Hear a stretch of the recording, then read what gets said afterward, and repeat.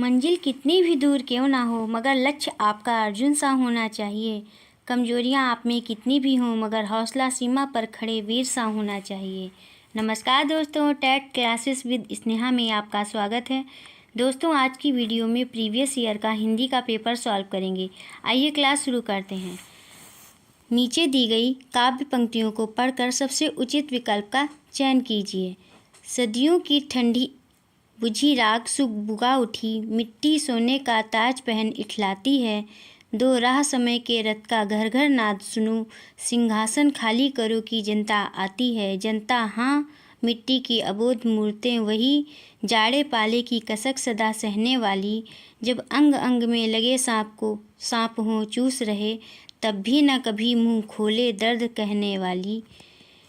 दोस्तों, क्वेश्चन है, काव्य पर आधारित क्वेश्चन है इस प्रकार। काव्य में किस जनता की ओर संकेत किया गया है? काव्य में किस जनता की ओर संकेत किया गया है? बताइए दोस्तों, कौन सा ऑप्शन सही होगा? 91 का फर्स्ट ऑप्शन सही हो जाएगा। 91 का फर्स्ट ऑप्शन सही हो जाएगा।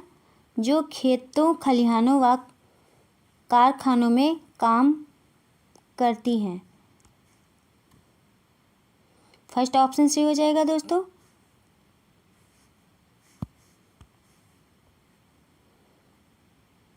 दिए गए काव्यांश में देश की उस जनता की ओर संकेत किया गया है जो मूलतः किसान और मजदूर हैं तथा जो खेत खलिहानों एवं कारखानों में कार्यरत हैं।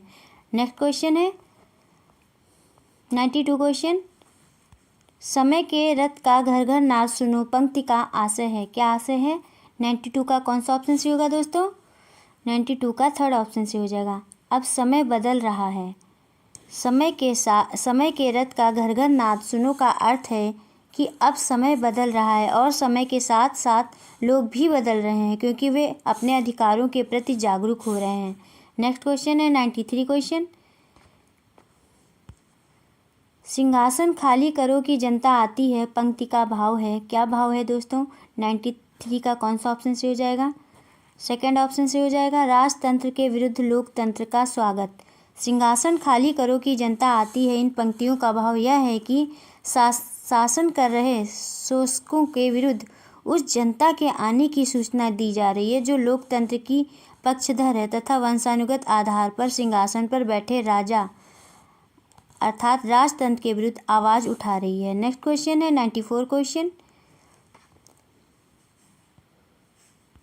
सामान्य जनता ने अब तक बहुत कष्ट सहे हैं, इस भाव को व्यक्त करने वाली पंक्तियां हैं। कौन सी पंक्तियां हैं दोस्तों? कौन सा ऑप्शन से हो जाएगा? 94 का फोर्थ ऑप्शन से हो जाएगा। जाड़े पाले की कसक सदा सहने वाली। सामान्यतः जनता ने अब तक बहुत कष्ट सहे, इस पंक्ति के भाव को दर्शाने वाली पंक्तियां हैं जाड़े पाले की कसक सदा सहने वाली। नेक्स्ट क्वेश्चन है 95 क्वेश्चन। सांप किसकी ओर संकेत करता है? 95 का आंसर हो जाएगा फर्स्ट ऑप्शन से हो जाएगा, शोषकों की ओर। प्रस्तुत काव्यांश में सांप शब्द उन लोगों की ओर संकेत करता है जो सीधी सादी जनता का शोषण करते रहे हैं, अर्थात शोषकों को यहाँ सांप कहा गया है। नेक्स्ट क्वेश्चन है 96 क्वेश्चन। सुगबुगा उठना का अर्थ है। क्या अर्थ है दोस्तों? बताइए कौन सा ऑप्शन से हो जाएगा? 96 का सेकंड ऑप्शन सही हो जाएगा। अपने हक के लिए प्रयत्नशील होना। सुगबुगा उठना का अर्थ है अपने अधिकार या हक के लिए प्रयत्नशील होना। नेक्स्ट क्वेश्चन है 97 क्वेश्चन। नीचे दिए गए प्रश्नों में सबसे सही विकल्प का चयन कीजिए। 97 क्वेश्चन है, उच्च प्राथमिक स्तर पर भाषा शिक्षण का सर्वोपरि उद्देश्य है। बताइए दोस्तों कौन सा उद्देश्य है? 97 का आंसर हो जाएगा फोर्थ ऑप्शन से हो जाएगा। निजी अनुभवों के आधार पर भाषा का सृजनशील इस्तेमाल।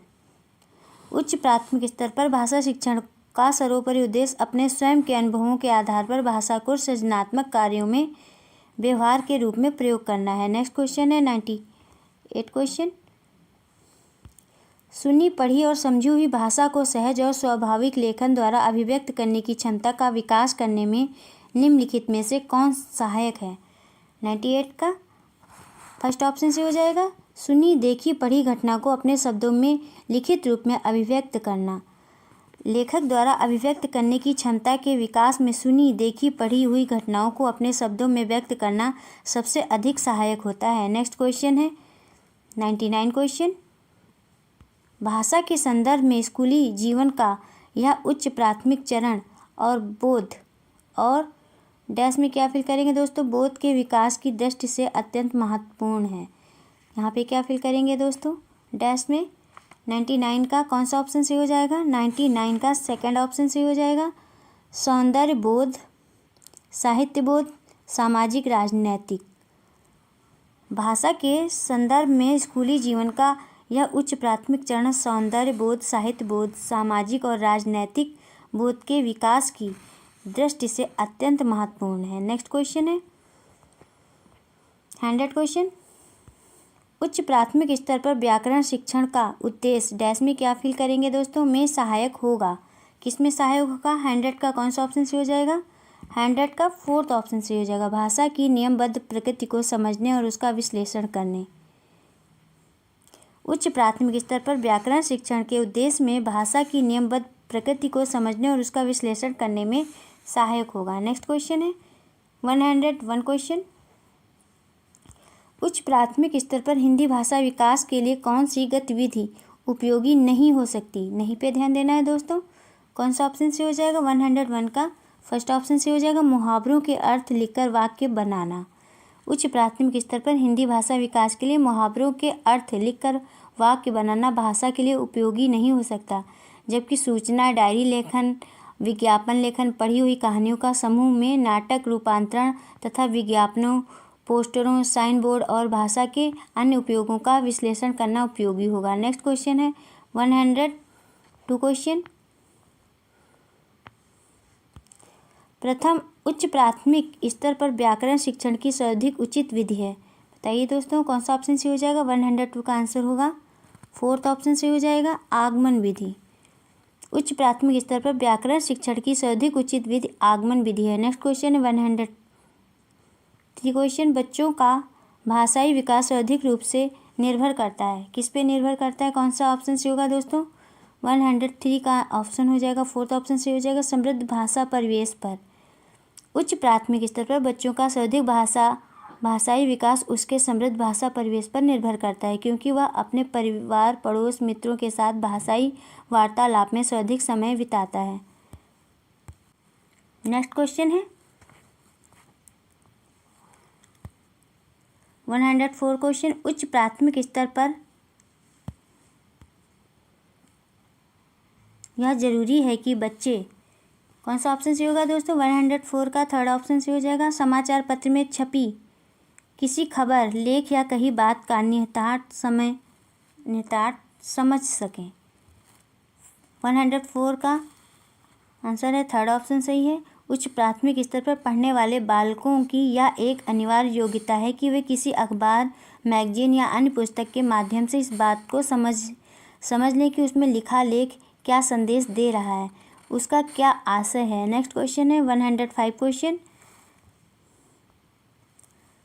भाषा सीखने का अर्थ उस भाषा की डैश में क्या फिल करेंगे, सीखना भी है, क्योंकि भाषा किसी भी डैश में क्या फिल करेंगे दोस्तों का अभिन्न हिस्सा होती है। 105 का आंसर हो जाएगा सेकंड ऑप्शन से हो जाएगा संस्कृति।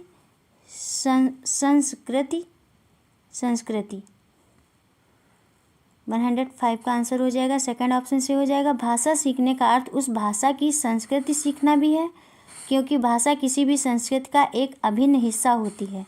नेक्स्ट क्वेश्चन है 106 क्वेश्चन। कक्षा 8 के बच्चे के लिए साहित्य का चयन करते समय आपके लिए क्या जानना सर्वाधिक जरूरी है, बताइए दोस्तों कौन सा ऑप्शन से हो जाएगा, 106 का आंसर हो जाएगा फोर्थ ऑप्शन से हो जाएगा बच्चों की मनोवैज्ञानिक विशेषताएं और भाषा प्रयोग की क्षमता। कक्षा 8 के बच्चों के लिए साहित्य चयन करते समय यह जानना सर्वाधिक जरूरी है कि बच्चों की मनोवैज्ञानिक विशेषताएं और भाषा प्रयोग की क्षमता क्या है। नेक्स्ट क्वेश्चन है 107 क्वेश्चन। नाटक, सिनेमा पर चर्चा, वाद विवाद आदि बच्चों की डैश में क्या फिल करेंगे दोस्तों? वह स्वाभाविक डैश में क्या फिल करेंगे एवं इस डैश में क्या फिल करेंगे? प्रतिक्रिया व्यक्त करने की क्षमता का विकास करने में मदद करते हैं। बताइए दोस्तों कौन सा ऑप्शन सही हो जाएगा? 107 का फर्स्ट ऑप्शन सही हो जाएगा। स्वतंत्र मौखिक लिखित नाटक, सिनेमा, परिचर्चा, वाद विवाद आदि बच्चों की स्वतंत्र व स्वाभाविक मौखिक एवं लिखित प्रतिक्रिया व्यक्त करने की क्षमता का विकास करने में मदद करते हैं। नेक्स्ट क्वेश्चन है 108 क्वेश्चन। हमारे अनुभवों को आकार देने में भाषा की महत्वपूर्ण भूमिका होती है। इसका शैक्षिक निहितार्थ यह है कि भाषा की कक्षा में कौन सा ऑप्शन से होगा दोस्तों? 108 का सेकंड ऑप्शन से हो जाएगा। बच्चों को विविध संदर्भों में अनुभव करने, विविध अनुभवों से स्वयं को जोड़ने के अवसर दिए जाएं। नेक्स्ट क्वेश्चन है 109 क्वेश्चन। मुदिता 8वीं कक्षा में हिंदी भाषा पढ़ाती हैं। कविता के भाव के बारे में बातचीत करते समय आप उन्हें किस बात के प्रति सचेत करने की सलाह देंगे? बताइए दोस्तों कौन सा ऑप्शन से होगा? 109 का फोर्थ ऑप्शन से हो जाएगा। कविता का एक निश्चित भाव अर्थ नहीं हो सकता। हम मुदिता को कविता के भाव के बारे में बातचीत करते समय यह सलाह देंगे कि कविता का एक निश्चित भाव अर्थ नहीं हो सकता है, अर्थात एक कविता में विविध भावबोध छिपे रहते हैं। नेक्स्ट क्वेश्चन है 110 क्वेश्चन। हिंदी भाषा का आकलन करते समय पोर्टफोलियो बच्चों के बारे में यह बताता है कि क्या बताता है दोस्तों? कौन सा ऑप्शन से हो जाएगा? 110 का फोर्थ ऑप्शन सही हो जाएगा। क्रमशः उनकी प्रगति किस प्रकार हो रही है। बच्चों का पोर्टफोलियो यह बताता है कि क्रमशः उनकी प्रगति किस प्रकार हो रही है। नेक्स्ट क्वेश्चन है 111 क्वेश्चन। किस साहित्यिक विधा को पढ़ाते समय आप सस्वर पठन पर अनिवार्यतः बल देंगे? बताइए दोस्तों किस पर बल देंगे? 111 का कौन सा ऑप्शन से हो जाएगा? सेकेंड ऑप्शन से हो जाएगा एकांकी। दी गई साहित्यिक विधाओं में से एकांकी विधा को पढ़ाते समय हम सस्वर पठन पर अनिवार्यतः बल देंगे, क्योंकि एकांकी संवाद शैली में लिखे जाते हैं। उनको सस्वर पढ़ने से पात्रों के चरित्र उद्घटित होते हैं, जबकि अन्य विधाओं में ऐसा नहीं होता है। नेक्स्ट क्वेश्चन है 112 क्वेश्चन।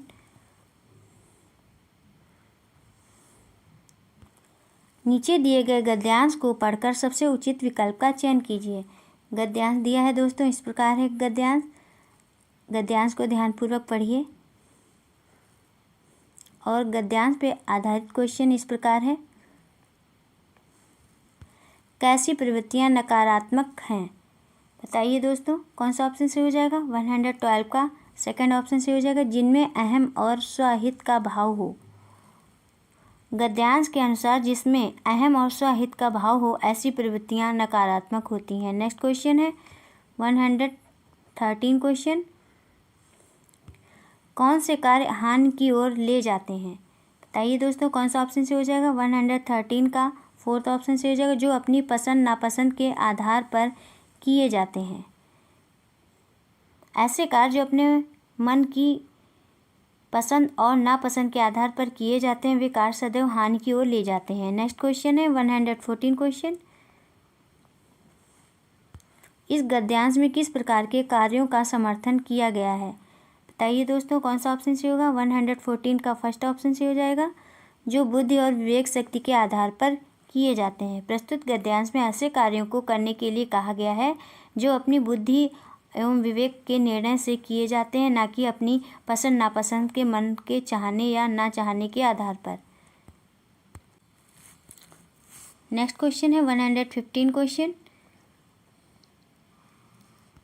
इस गद्यांश में किन्हें शत्रु कहा गया है? इस गद्यांश में किन्हें शत्रु कहा गया है? बताइए दोस्तों किन्हें कहा गया है? कौन सा ऑप्शन से हो जाएगा? 115 का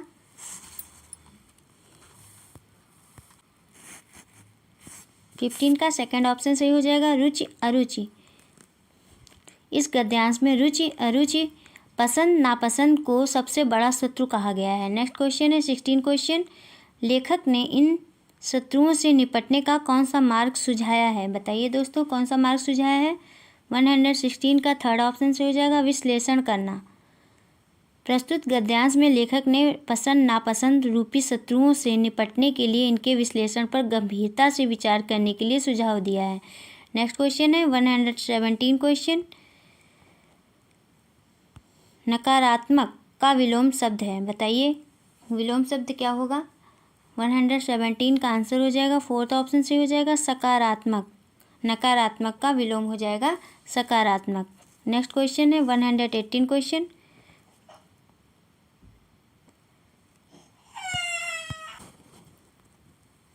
क्वेश्चन है,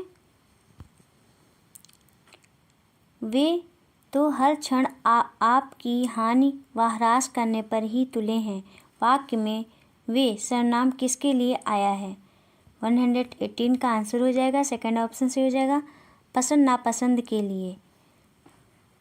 गद्यांश के अनुसार वे तो हर क्षण आपकी हानि व ह्रास करने पर ही तुले हैं। इस वाक्य में वे सर्वनाम पसंद नापसंद करने वालों के लिए प्रयुक्त हुआ है। नेक्स्ट क्वेश्चन है 119 क्वेश्चन। किस शब्द में ना उपसर्ग का प्रयोग नहीं किया जा सकता है, बताइए दोस्तों। 119 का आंसर होगा, फोर्थ ऑप्शन से हो जाएगा हाजिर। ना उपसर्ग का प्रयोग दिए गए शब्दों में से हाजिर में नहीं किया जा सकता है। यहाँ गैर उपसर्ग प्रयुक्त होगा, जबकि अन्य शब्द ना उपसर्ग जोड़कर बनाए जा सकते हैं, जैसे नापसंद, नावाकिफ, नाकाबिल आदि। नेक्स्ट क्वेश्चन है 120 क्वेश्चन। विश्लेषण का विलोम है। विश्लेषण का विलोम क्या होगा दोस्तों।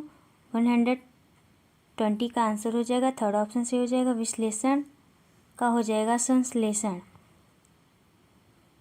विश्लेषण करने से तात्पर्य है एक तथ्य को अलग अलग करके उसका स्पष्टीकरण करना, और संश्लेषण का अर्थ होता है मिलाना। इसलिए विश्लेषण का विपरीत अर्थ विश्लेषण शब्द है। बस दोस्तों, आज की वीडियो के लिए इतना ही। दोस्तों, यदि आपको क्लास पसंद आई हो तो चैनल को सब्सक्राइब करिए, लाइक करिए, शेयर करिए और कमेंट्स करके बताइए कि क्लास कैसी रही। मिलते हैं नेक्स्ट क्लास में। Thank you for watching this video.